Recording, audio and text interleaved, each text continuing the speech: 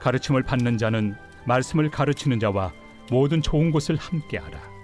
스스로 속이지 말라. 하나님은 업신여김을 받지 아니하시나니 사람이 무엇으로 심든지 그대로 거두리라. 자기의 육체를 위하여 심는 자는 육체로부터 썩어질 것을 거두고 성령을 위하여 심는 자는 성령으로부터 영생을 거두리라. 우리가 선을 행하되 낙심하지 말지니 포기하지 아니하면 때가 이르매 거두리라. 그러므로 우리는 기회 있는 대로 모든 이에게 착한 일을 하되 더욱 믿음의 가정들에게 할지니라. 이 새벽에도 하나님의 은혜를 사모해 나오신 성도님들에게 하나님의 크신 은혜가 있기를 축복합니다. 갈라디아서 말씀을 계속 보고 있는데요. 갈라디아 지역에 있는 교회는 바울이 전도여행 때 세워진 교회입니다. 바울이 복음을 잘 전했고요, 잘 믿었습니다. 믿음으로 말미암아 성령을 받았고요, 그렇게 성령 공동체가 돼서 신앙생활을 잘하던 교회였습니다. 근데 거짓 교사들이 들어와서 거짓 복음을 전하기 시작했습니다. 예수님의 그 십자가, 그것과 함께 율법을 지켜야 된다라고 이야기를 한 겁니다. 이게 그럴싸하거든요. 뭔가 열심히 있어야 되는데 그 열심을 어떻게 표현해야 되는가? 율법을 지킴으로 해야 된다는 거예요. 그로 말미암아 사람들은 할례를 받기 시작했고, 그렇지 않은 형제들을 향해서 정죄하기 시작했습니다. 이런 소식이 바울에게 전달되었고, 바울은 갈라디아서를 쓰게 이르렀습니다. 지난번에 살펴봤던 말씀이 갈라디아서 6장 1절에서 5절까지의 말씀이었습니다. 내용이 뭐였냐면 자기의 짐을 지고 그다음에 각자의 짐을 나누어 지라는 내용이었습니다. 바울은 6장 1절에서 5절에서 각자의 짐을 지고 지체의 짐을 나누어 지는 것을 권면하고 있습니다. 바울은 이런 모습을 성령으로 살며 성령의 인도함을 받는 삶이다라고 이야기합니다. 하지만 사실 이러한 권면이 부당하게 들릴 수 있습니다. 나의 삶도 힘든데 어떻게 다른 지체의 무게까지 나에게 지울 수가 있는가? 나 하나도 건사하기 힘든데 어떻게 다른 사람의 짐까지 나누어 지라고 이야기하는가? 이게 부당하게 들릴 수 있습니다. 이 6장 1절에서 5절까지의 말씀을 묵상할 때, 이게 부당하다고 생각하는 말씀을 가지고 묵상할 때 이런 이미지가 떠올랐습니다. 한 사람이 자기 십자가를 지고 길을 가는 거예요. 가다 보니까 자기 십자가 양쪽 끝에 고리가 달려 있습니다. 그 고리는 끈이 달려 있고, 그 끈을 따라가 보니까 다른 지체의 십자가와 연결되어 있는 거예요. 내가 힘을 내서 좀 앞으로 나가면 그 지체들의 십자가의 무게가 나에게 전달되는 것 같았습니다. 나의 십자가만 지는 것도 버거운데 지체들의 십자가까지 같이 지고 있는 걸 생각하니까 너무 억울한 거예요. 그렇게 불평불만이 생겨날 때쯤에 나의 십자가 머리에 있는 고리를 하나 발견하게 됩니다. 이 고리는 앞쪽으로 연결되어 있는 거예요. 자세히 살펴보니까 모든 지체의 앞쪽에 고리가 연결되어 있습니다. 그리고 그 끈은 앞쪽으로 연결되어 있는 거예요. 눈을 들어서 그 끈을 바라보니까 맨 앞에서 예수님이 그 모든 사람들의 십자가의 끈이 연결되어 있는 십자가를 가져가시는 거예요.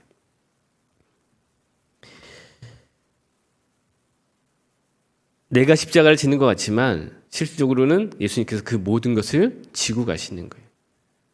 나에게 짊어져 있는 그 십자가는 작은 무게일 뿐인 것이죠. 마태복음 11장 28절에서 30절은 이렇게 기록하고 있습니다. 수고하고 무거운 짐진 자들아 다 내게로 오라. 내가 너희를 쉬게 하리라. 나는 마음이 온유하고 겸손하니 나의 멍에를 메고 내게 배우라. 그리하면 너희 마음이 쉼을 얻으리니 이는 내 멍에는 쉽고 내 짐은 가벼움이니라 하시니라. 사실 나의 짐만 지는 것도 무겁습니다. 버겁습니다. 그러니 나에게 누군가의 짐을 더 지라고 하는 건 부당하게 들릴 수 있습니다. 그런데 사실 내 짐조차도 내가 혼자 감당할 수 없습니다. 주님께서 그 짐을 이미 짊어지고 가시고 계시는 것입니다. 우리의 삶이 우리가 살아가는 삶 같지만 사실 우리는 예수님이 아니면 잠깐도 온전히 살아갈 수 없는 인생입니다. 오직 예수뿐이네라는 찬양의 가사가 이런 내용이 있습니다. 은혜 아니면 살아갈 수가 없네. 호흡마저도 다 주의 것이니 세상 평안과 위로 내게 없어도 오직 예수뿐이네. 자기의 짐을 지고 지체의 짐을 나누어 지는 것은 결코 쉬운 일이 아닙니다. 그래서 우리에게 필요한 것이 바로 성령입니다. 성령의 역사가 아니고는 우리는 결코 남의 짐까지 짊어질 수 없는 존재입니다. 내 것 하나만 가지고도 버거워하는 그런 존재들이 바로 우리인 것이지요. 성령의 역사, 성령의 열매인 사랑이 우리로 하여금 다른 지체의 짐을 같이 나눠질 수 있게끔 하는 것입니다. 그래서 우리가 하려고 하면 안 되고요. 성령을 의지해야 하는 것입니다. 지체의 짐을 가장 쉽고 편하게 지는 방법이 있습니다. 옳은 방법은 아닙니다. 지체의 짐을 가장 쉽고 편하게 질 수 있는 방법, 그것은 바로 말로만 지는 것입니다. 대표적인 말로만 지체의 짐을 나누어 지는 표현은 기도할 게입니다.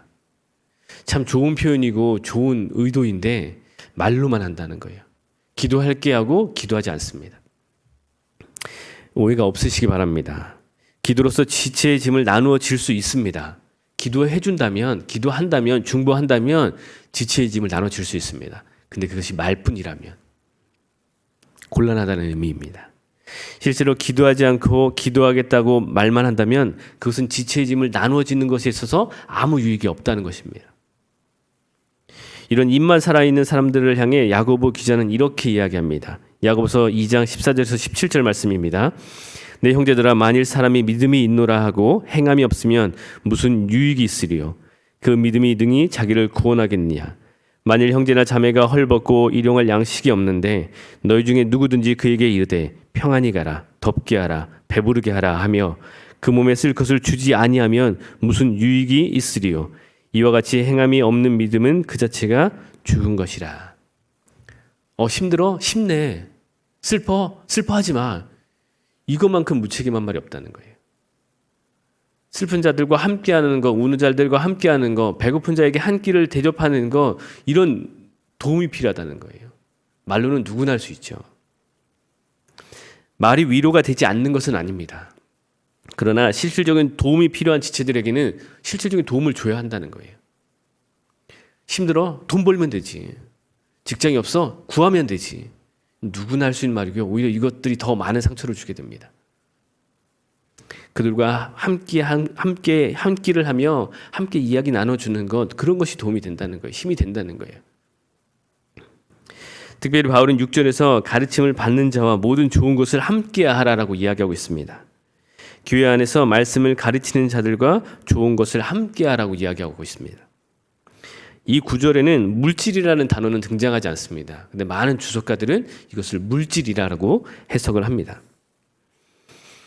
교회 헌법에 의하면 목사들은 목양과 목회, 말씀 연구에만 전념할 수 있도록 교회는 그것을 도와야 한다. 어떻게 도와야 하는가? 재정적으로 그것을 신경 쓰지 않게끔 도와야 한다라고 기록되어 있습니다. 그러나 현실적으로 그러지 못한 목회자들이 많이 있습니다. 그래서 이중직 목회자라든지 자비량 사용 목회자라는 용어가 생겨났습니다. 이중직이라는 것은 교회 사역도 하지만 다른 일도 하는 것을 이야기합니다. 담임 목회 하시는 분들 중에 이런 이중직인 분들이 많으세요. 그래서 새벽 기도 끝나면 바로 그 화물차 운전을 하는 거죠.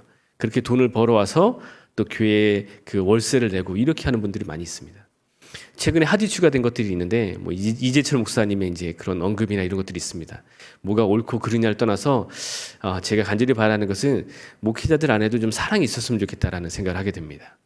무엇이 옳으냐, 그르냐, 성경에서 그것을 이야기하지 않는다면 좀 사랑으로서 그들을 돕는 것, 그것을 이해하는 것, 그런 모습이 필요하다고 생각이 되어집니다. 오늘 그 이야기를 다 할 수는 없지만 분명한 것은 바울은 좋은 것을 말씀을 전하는 자들과 함께하라고 권면하고 있습니다. 물론 이것이 목회자만을 염두에 둔 것은 아닙니다. 바울은 서로를 돌아보는 것, 물질을 서로 나누는 것에 있어서 다른 서신에서도 언급을 하고 있습니다. 그러니까 목회자만을 이야기한 것이다 라고는 볼 수 없습니다. 이어서 바울은 속이지 말라, 스스로 속이지 말라라고 명령합니다. 이게 명령어로 되어 있거든요. 속이지 말라라고 되어 있습니다. 더 나아가 바울은 하나님은 업신여김을 받지 않으신다라고 경고하고 있습니다. 이 말은 하나님을 조롱할 수 없다는 거예요. 조금 더 구체적으로 이야기하자면 자기 자신은 속일 수 있을지 몰라도 하나님을 속일 수 없다는 것입니다. 하나님은 속일 수 없기 때문에 하나님은 그 사람이 심은 그대로 그것을 거두게 하십니다. 내가 작게 심었는데 크게 받거나 아니면 내가 잘못 심었는데 그것을 올바르게 받지 않는다는 거예요. 하나님은 심은 대로 거두게 하십니다. 오늘 읽은 본문 8절에서는 그 심은 것에 대해서 이야기하고 있습니다. 8절 말씀입니다. 자기의 육체를 위하여 심는 자는 육체로부터 썩어질 것을 거두고 성령을 위하여 심는 자는 성령으로부터 영생을 거두리라. 자기 육체를 위해서 심으면 육체로부터 썩어질 것을 걷게 됩니다. 성령을 위하여 심는 자는 성령으로부터 영생을 걷는다고 이야기하고 있습니다. 육체와 성령을 위해서 무엇을 심는가에 대한 견해는 다양하게 있습니다. 그 중에 하나가 물질입니다. 이 물질을 육체를 위해서 심는가, 너만을 위해서 심는다면 그것은 썩어질 것밖에 되지 않는다. 그러나 너 이웃을 위해서 심는다면 그것을 통해서 영생을 얻게 될 것이다 라고 이야기하고 있는 것입니다. 자기 자신을 위해서 물질을 사용하는 것과 타인을 위해서 물질을 사용하는 것을 비교하는 것처럼 이야기하는 견해들이 있습니다. 그러나 문맥적으로 볼 때 육체를 위해서 심는 것은 육체의 일을 이야기합니다. 그 내용이 5장 19절에서 21절에 기록되어 있습니다.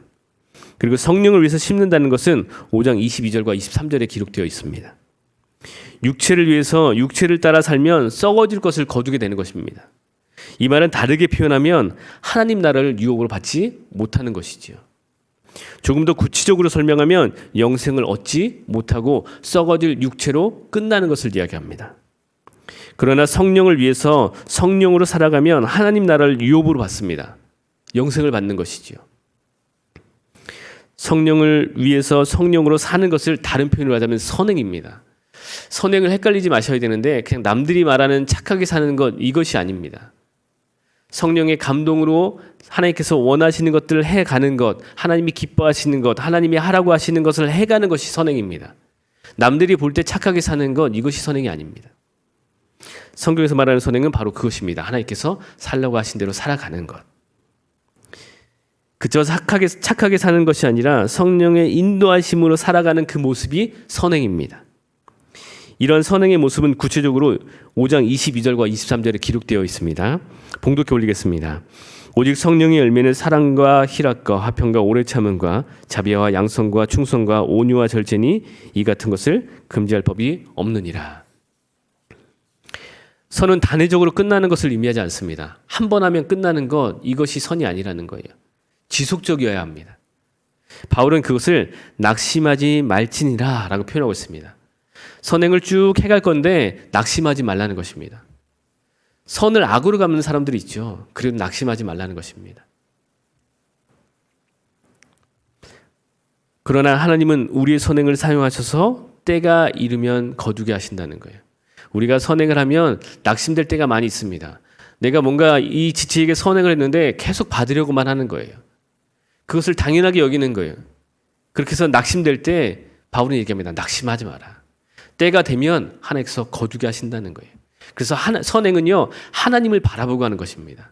그 사람에게 내가 어떻게 비춰질까를 바라보고 하는 것이 아니라 하나님을 바라보고 선행을 하는 것입니다. 아, 때가 되면 거두게 하시겠구나. 이 믿음을 가지고 하는 것이 선행인 것입니다. 그렇게 우리는 어떻게 하는가? 10절입니다. 그러므로 우리는 기회가 있는 대로 모든 이에게 착한 일을 하되 더욱 믿음의 가정들에게 할지니라. 이상의 내용만 보면요, 선행을 하라라는 권면처럼 들려집니다.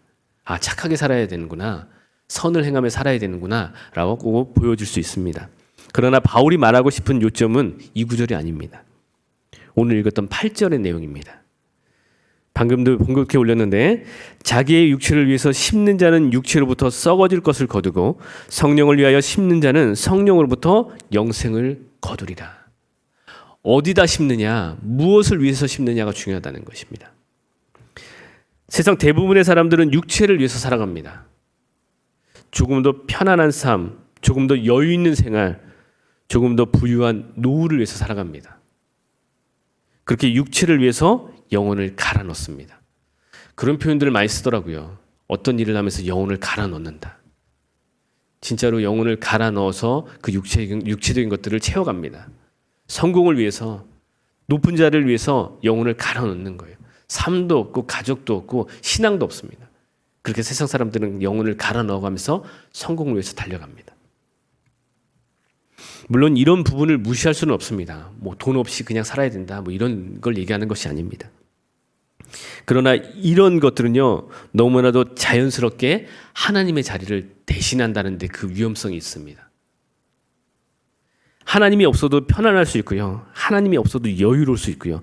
하나님이 없어도 부유한 노후를 보낼 수 있다는 것입니다. 주님이 나의 산성, 나의 요새, 나의 방패가 아니라 이것들이 나의 산성, 방패, 요새가 되는 것이죠. 이것이 바로 위험성이 있다는 것입니다. 갈라디아 지역 교회의 성도들은 거짓 복음으로 인해서 육체적인 것을 자랑거리로 삼았습니다. 그리고 오히려 그런 것으로 인해서 성령을 받았던 그것에 거스르는 삶을 살았습니다.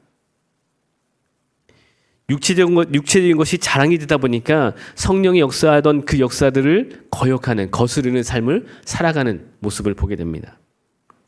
바울은 그런 갈라디아 지역 교회 성도들에게 육체가 아니라 성령으로 살아가야 됨을 권면하고 있는 것입니다. 교회는 성령으로 하나 된 공동체입니다. 그렇게 교회는 성령을 따라 살아가야 합니다. 서로의 짐을 나누어지고 어려운 지체를 도와야 합니다. 많이 가졌다고 나누는 것 아닙니다. 어떤 분은 많이 가지지 않았는데도 돕더라고요. 저도 도움을 많이 받았는데 그 도움 주시는 분을 보면요, 저보다 더 심해요. 그래도 돕더라고요. 이해할 수 없었습니다. 자기 코가 속상한데 어떻게 남을 돕지? 근데 그분이 고백하는 게 있어요. 성령님이 그렇게 감동하신다는 거예요. 많이 가지고 있다 해서 나누는 거 아닙니다. 나누는 거 쉽지 않아요. 많이 가지고 있는 분들이 나눌 때도 물어보면 동일합니다. 성령께서 그렇게 감동하셔서. 많고 적음과 관계없이 가진 것을 나누는 이유는 성령님께서 그렇게 감동하시기 때문입니다. 그리고 성령의 열매가 풍성한 그곳을 우리는 성령 공동체라고 부릅니다. 간절히 바라기는 우리 소풍교회가 이런 성령의 열매가 풍성한 공동체가 되어졌으면 좋겠습니다.